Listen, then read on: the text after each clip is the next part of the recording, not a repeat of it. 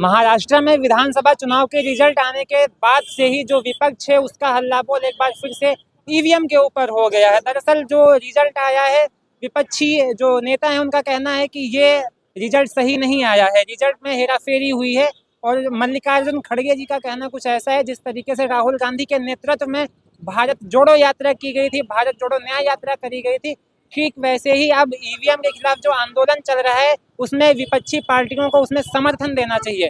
अभी मैं मौजूद हूँ लखनऊ में, यहाँ के लोगों से मैं बातचीत करूंगा, खास करके जो अंकल जी हैं इनसे ईवीएम के ऊपर हम सवाल करेंगे और क्या ईवीएम सही है या फिर नहीं, और जो ईवीएम में हेराफेरी हो रही है किस हद तक हो सकती है जानने की कोशिश करते हैं।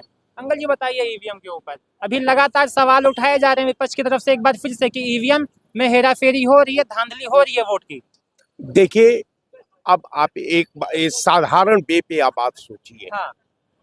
आप कह रहे हैं कि साहब ईवीएम हैंग नहीं हो सकती। हाँ। आपका ये तर्क है, चलिए हम भी मान लेते हैं कि साहब नहीं हो सकती है।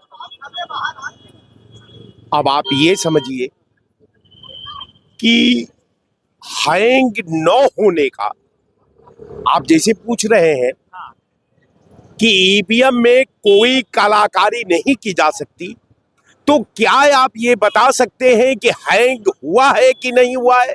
वास्तविकता यह है कि ईवीएम ये संविधान का हरण करने वाली मशीन है।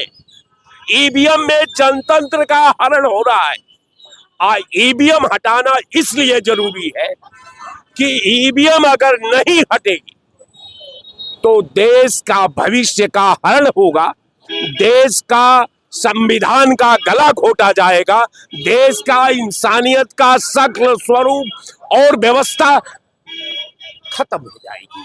राम का नाम लो पानी पी लो, राम का नाम लो पढ़ लो, राम का नाम लो कल कारखाना बैठा लो, राम का नाम लो स्वास्थ्य का सारी सुविधा पालो।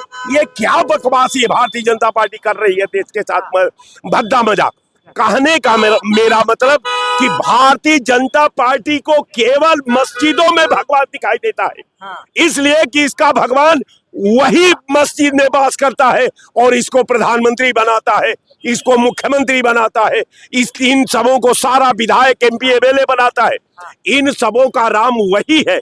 ये पूरा भारत में ये एक आधुनिक विज्ञान के तकनीकी से लैस लंका का निर्माण करना चाहते हैं, देश का एकता और अखंडता का सत्यानाश करना चाहते हैं, समाज को तोड़ना चाहते हैं।